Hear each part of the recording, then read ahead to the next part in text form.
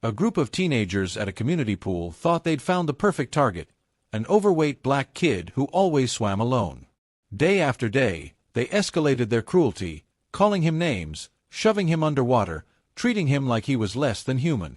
But on one scorching July afternoon, they held him down too long. 47 seconds underwater. 47 seconds that would change everything.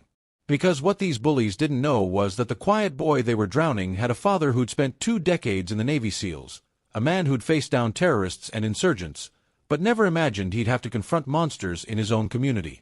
When he returned from deployment to deal with what happened to his son, he didn't come for revenge. He came to teach a lesson that would transform an entire neighborhood and show everyone what real strength looks like.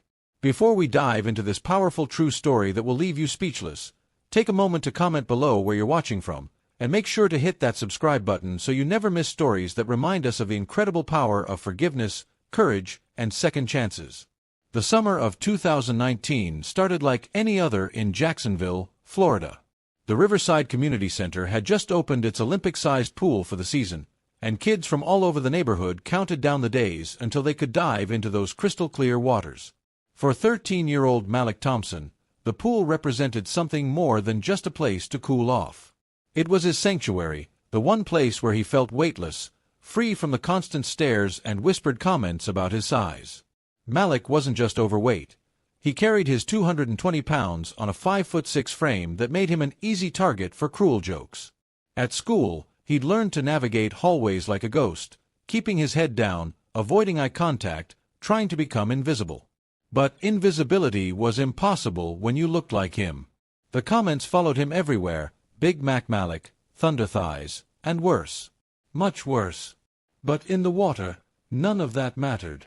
He'd been swimming since he was 4, taught by his father during the rare moments when he was home from deployment. Those early morning lessons at the base pool had become precious memories, especially now that his dad had been overseas for 8 months. Master Chief Petty Officer David Thompson had always told his son, "In the water, we're all equal. It doesn't matter what you look like on land. What matters is your heart, your technique, and your will to keep going." His mother, Jasmine, worked double shifts at the hospital to make ends meet while her husband served. She'd drop Malik off at the pool every morning at 10, trusting the lifeguards and the familiar faces of neighbors to keep an eye on him. The Riverside pool had always been a safe haven, a place where families gathered, where elderly residents did water aerobics, where toddlers splashed in the shallow end while their parents chatted on deck chairs. It had always been safe. Until the Morrison brothers showed up. Tyler and Jake Morrison had just moved to Jacksonville from an affluent suburb in Atlanta. Their father owned a chain of luxury car dealerships, and they wore their privilege like armor. At 16 and 15 respectively, they commanded attention wherever they went. Tyler was tall and athletic, with the kind of confidence that came from never hearing the word no. Jake was smaller but meaner, with a sharp tongue and a talent for finding people's weaknesses.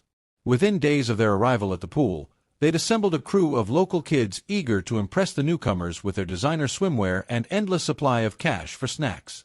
There was Connor, a local basketball player who'd do anything to fit in with the cool crowd. Marcus, whose parents were going through a messy divorce and who channeled his anger into cruelty. And Devin, who'd been a decent kid until he realized that being friends with the Morrisons meant nobody would mess with him anymore. The first incident happened on a Tuesday. Malik was practicing his butterfly stroke in the lap lane when Tyler swam underneath him, grabbing his ankle and yanking him down. Malik came up sputtering, chlorine burning his eyes, to find Tyler and his friends laughing on the pool deck. "Yo, I thought whales were supposed to be good swimmers," Tyler called out, his voice carrying across the water. The laughter that followed felt like needles against Malik's skin. He said nothing, just resumed his laps.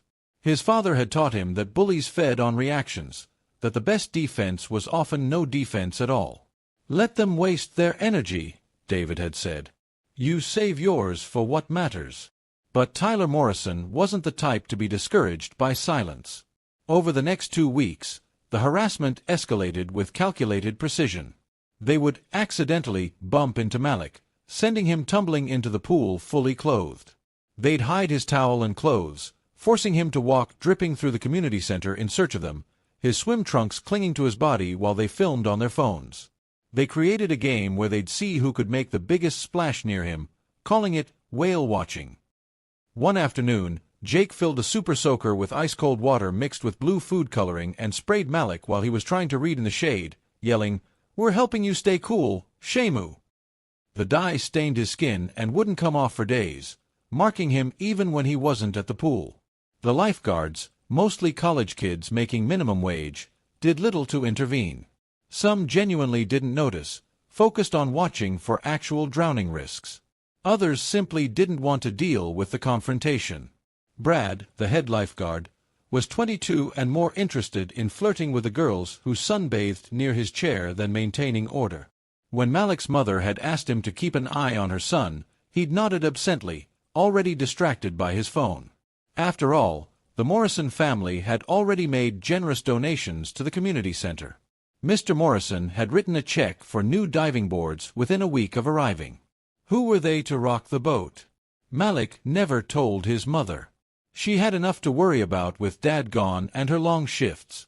He'd see her come home exhausted, feet swollen from standing all day, still finding energy to make his favorite meals and help with homework. He certainly didn't mention it in his weekly video calls with his father. Master Chief Petty Officer David Thompson had enough on his plate leading SEAL Team 3 through operations in classified locations. The last thing Malik wanted was to distract him with problems back home. Instead, Malik developed strategies. He'd arrive at the pool right when it opened, getting his laps in before the Morrison crew showed up. He'd position himself near the lifeguard stations, hoping proximity to authority would offer some protection. He started bringing goggles that were harder to steal and wore old swimsuits he didn't care about losing. But on July 18th, everything changed.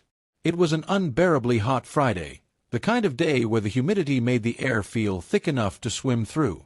The temperature had hit 98 degrees by noon, and the pool was packed with families seeking relief from the heat. Every chair was occupied, every lane full of swimmers. The concession stand had run out of ice cream by 2 p.m. Malik had found a quiet corner in the deep end, treading water and practicing his breathing exercises. His father had taught him these techniques, the same ones SEALs used during their infamous pool competency tests. "Control your breathing, control your panic," David had said. "The water is your friend if you respect it." He didn't see the Morrison brothers and their crew approaching until it was too late. They'd been planning this for days, Jake later admitted. They'd watched Malik's patterns, noticed when the lifeguards took their breaks, identified the blind spots where the security cameras couldn't see. "Hey, Free Willy," Jake called out. "Let's see how long you can hold your breath." Before Malik could respond, they were on him. Four sets of hands pushed him down, holding him under the surface. Tyler had his shoulders, Jake had his head, Connor and Marcus each had an arm. Devon stood watch, ready to alert them if any adults noticed. At first, Malik thought it was just another stupid prank. He'd let them have their fun for a few seconds, then surface. His father had taught him to hold his breath for over 2 minutes. He could outlast their attention spans. But the hands didn't let go. 10 seconds passed. Then 20. Malik's lungs began to burn. He tried to push up, but they held firm. This wasn't like the controlled exercises with his father, where he knew he was safe, where one tap would bring him immediately to the surface. This was chaos, panic, bodies pressing down on him with real malice. 30 seconds. His body's natural buoyancy fought against their grip, but 4 teenagers were stronger than one. Through the distorted view of the water's surface, he could see them laughing, their faces warped like funhouse mirrors. Tyler was saying something to Jake, both of them grinning. 40 seconds. The burning in his chest became unbearable. His vision started to tunnel, darkness creeping in from the edges. His movements became weaker, more desperate.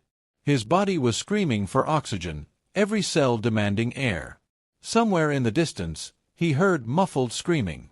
45 seconds. Malik's struggles slowed. His arms felt like lead.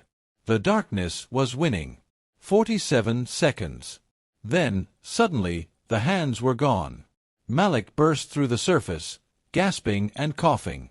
A woman was screaming at the boys, her face red with fury. "What is wrong with you? You could have killed him." It was Mrs. Chen, a retired teacher who did water aerobics every afternoon. She'd seen the cluster of boys and recognized the signs of trouble from 40 years in the classroom. The lifeguard's whistle shrieked across the pool. Brad had finally noticed, jumping down from his chair and running toward the commotion. Parents were pulling their children out of the water. Someone was calling 911. Through his blurred vision and ringing ears, Malik saw Tyler Morrison's face. No longer laughing, but pale with the realization of what they'd almost done. "It was just a joke," Jake was saying, his voice high and panicked. "We were just playing around." The paramedics arrived within minutes, checking Malik's vitals and oxygen levels. His pulse was racing, his breathing labored, but he was lucky. No water in his lungs, no lasting damage. Just a terrified kid who'd come within seconds of drowning. The police took statements, but with conflicting accounts from witnesses and the boys claiming it was horseplay gone wrong, they left with only a warning. Jasmine Thompson arrived at the pool in her scrubs, having rushed from the hospital.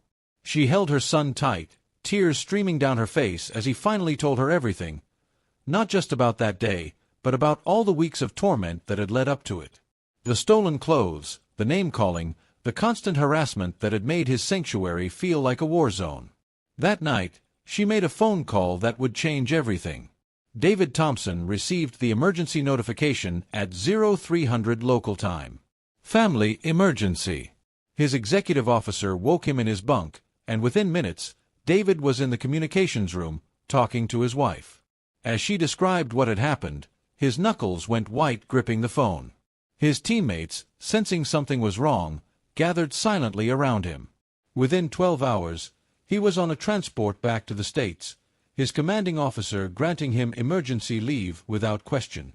SEALs took care of their own, and everyone knew David's family was his anchor. His teammates offered to come with him to handle the situation, but David shook his head. This required a different kind of operation.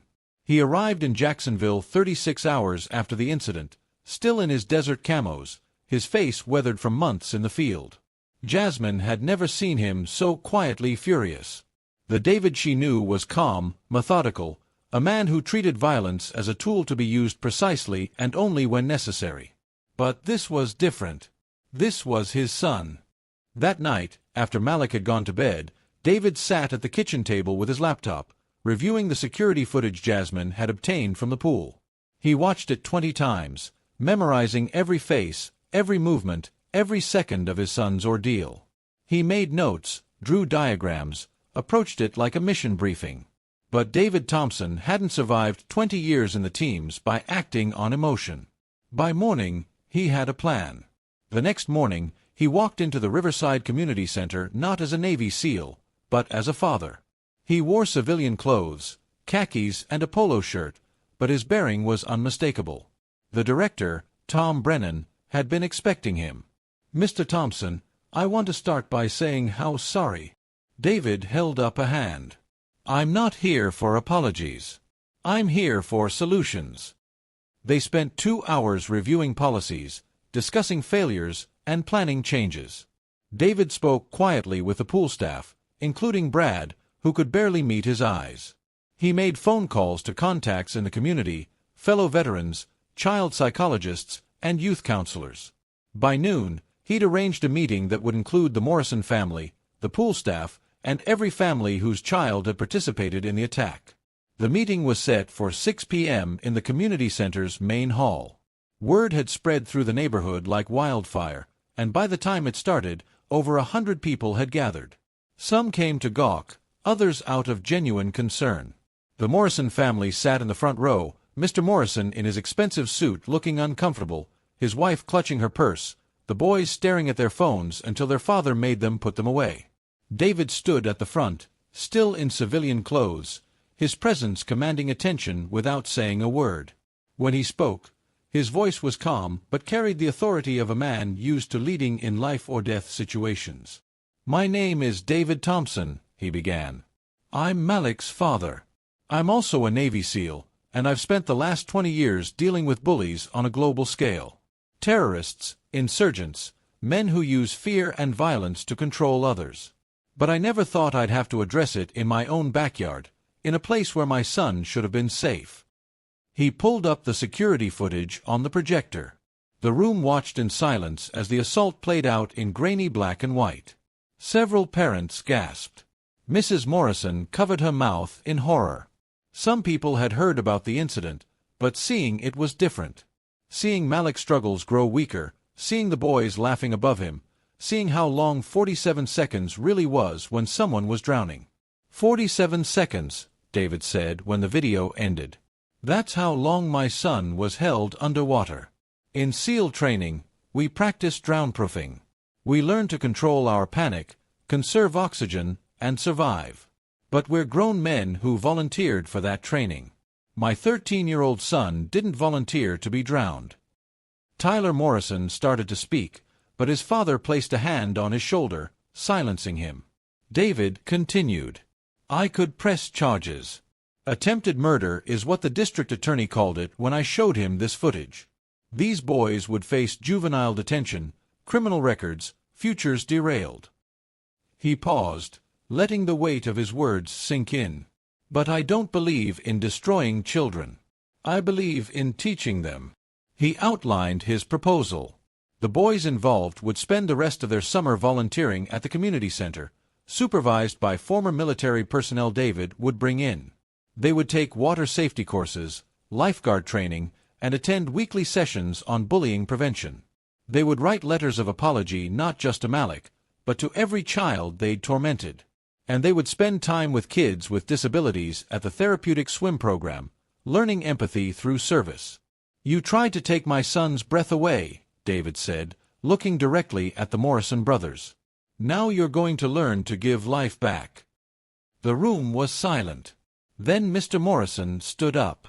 We accept, he said, his voice thick with emotion.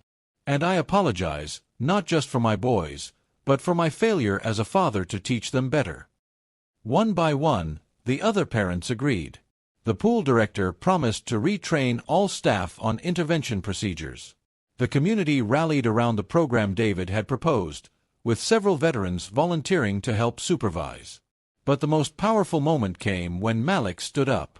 David hadn't known his son was going to speak, and for a moment, father and son locked eyes across the room. I forgive you, Malik said, looking at Tyler and Jake. His voice was steady, stronger than anyone had heard it before. My dad taught me that hate is like holding your breath. Eventually, it'll kill you if you don't let it go. But forgiveness doesn't mean forgetting. It means choosing to be better than what was done to you. The summer transformation was remarkable. Under the guidance of David and his fellow veterans, the boys who had once been bullies became protectors. They arrived every morning at 7 a.m. for physical training, not as punishment, but to learn discipline. They studied water safety until they could recite rescue procedures in their sleep. They sat through sessions with Dr. Patricia Williams, a child psychologist who helped them understand the psychology of bullying and the lasting damage it causes. Tyler Morrison, who had once called Malik Whale, became his swimming partner, helping him train for the district championships. The first day was awkward, both boys unsure how to bridge the gap between victim and tormentor. But David insisted they work together, and slowly, respect grew.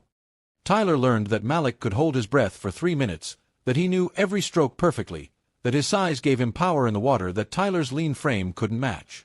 Jake started a peer mentorship program, using his natural leadership skills for good, organizing pool activities for younger kids and making sure no one swam alone. The transformation wasn't immediate or easy. There were setbacks. Connor quit after 2 days, his parents pulling him from the program. But when he saw his former friends changing, growing, becoming people others looked up to instead of feared, he came back. Marcus had a breakdown during one session, admitting that he'd been bullied at his previous school and had thought being the bully would protect him. Devon struggled with the physical training but found his calling in teaching water safety to elementary school kids. David supervised personally for the first month, then gradually handed over responsibility to other veterans. There was Sergeant Martinez, who'd lost his leg in Afghanistan but could still outswim anyone in the pool. Lieutenant Sarah Chen, who taught them that strength wasn't about domination but about protecting those who couldn't protect themselves. Chief Petty Officer Williams, who shared stories of rescuing refugees at sea and what real courage looked like. The community pool implemented a zero-tolerance policy for bullying, with trained observers and clear consequences. But more than rules changed, the culture shifted. Kids who had been bystanders learned to speak up. Parents became more involved, volunteering for shifts as pool monitors. The pool became what it was always meant to be, a safe place for every child. 3 months later, at the district swimming championships, Malik Thompson stood on the starting block for the 100-meter butterfly. In the stands, his father sat in his dress blues, having taken leave to be there. Next to him sat Tyler and Jake Morrison, wearing matching T-shirts that read, Team Malik. Their parents sat one row back, still processing the profound change in their sons. The gun fired. Malik dove, his body cutting through the water with practiced precision. Every stroke was powerful, purposeful. In the water, he wasn't the fat kid, the target, the victim. He was an athlete, a warrior, his father's son. He touched the wall and looked up at the scoreboard. First place. A new district record. The crowd erupted. Tyler and Jake were on their feet, screaming his name. As Malik climbed out of the pool, Tyler was there with his towel, Jake with a bottle of water. They'd become not just reformed bullies, but genuine friends. Brothers forged through accountability and growth. After the race, a reporter from the local news asked Malik about his comeback story. He smiled and said, "Sometimes you have to hit rock bottom to learn how to really swim. I'm just grateful I had people who wouldn't let me drown." The reporter turned to David. "Mr. Thompson, most parents would have pressed charges, sought revenge. Why did you choose this path?" David put his arm around his son.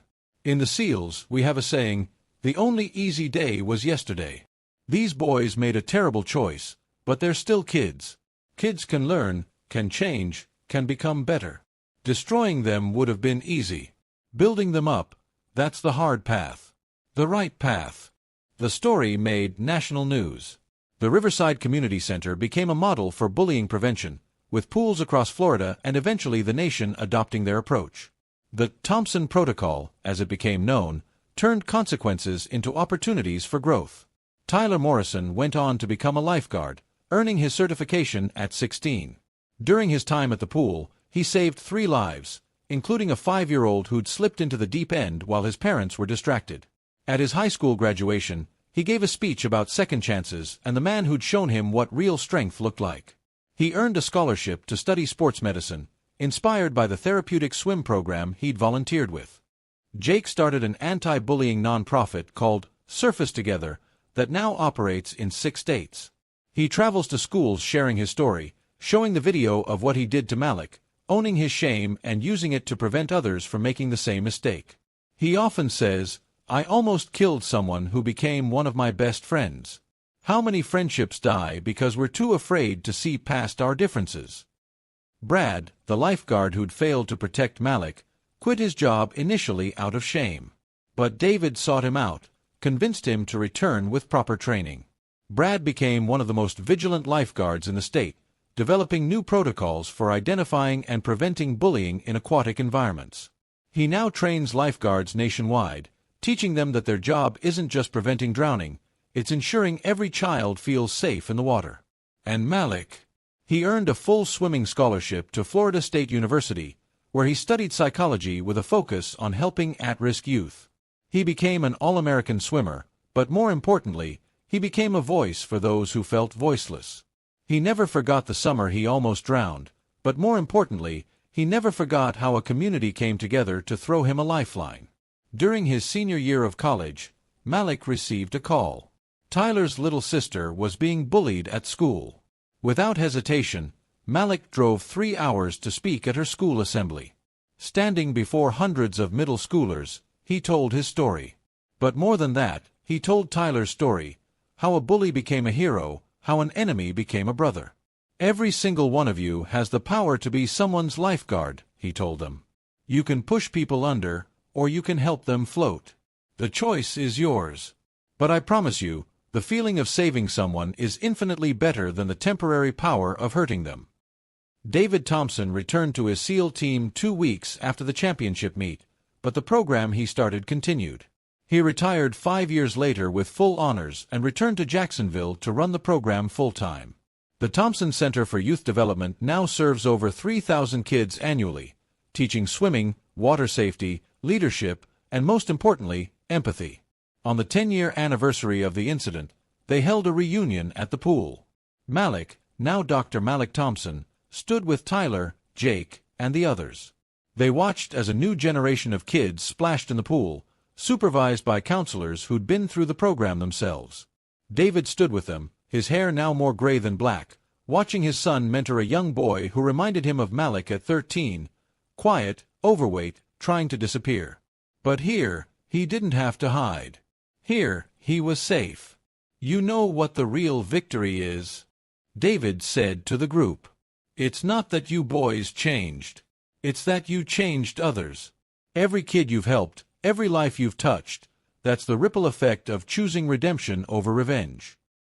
Mrs. Morrison approached them, tears in her eyes. "Mr. Thompson, I never properly thanked you. You saved my boys that day too. Not from drowning in water, but from drowning in their own cruelty." As the sun set over the pool, casting golden ripples across the water, Malik watched the children play. Some were black, some white, some Latino, some Asian. Some were athletic, some were not. Some were popular, others were loners. But in the water, they were all just kids, safe and supported, free to be themselves. The truth is, we all have the power to be someone's life preserver. Sometimes it takes almost losing something precious to realize how much we need each other. David Thompson could have chosen vengeance. He had the skills, the training, and certainly the justification. Instead, he chose the harder path, transformation. In that Jacksonville community, they learned that strength isn't about pushing others down. It's about lifting them up, especially when they're struggling to breathe. Every year, thousands of kids are bullied. Some suffer in silence. Some fight back. Some, tragically, don't survive. But in one community in Florida, they found another way. They discovered that accountability paired with opportunity creates change. That forgiveness paired with action heals wounds. That sometimes the person holding you underwater might one day be the person pulling you to safety, if someone shows them how. If this story touched your heart, please take a moment to share it with someone who needs to hear it. Drop a comment below telling us where you're watching from and how this story impacted you. Has bullying affected your life or the life of someone you love? What do you think about the path David Thompson chose? Your thoughts and experiences matter to this community. And don't forget to subscribe for more powerful true stories that remind us of the good that can come from even the darkest moments. Hit the notification bell so you'll know when we share our next story of triumph over adversity. Together, we can create more communities where every child feels safe to swim, to learn, to grow, and most importantly, to breathe. Remember, in the deep end of life, we all need someone watching out for us. Be that person, because the life you save might just save yours in return. Thank you for watching, and until next time, keep swimming.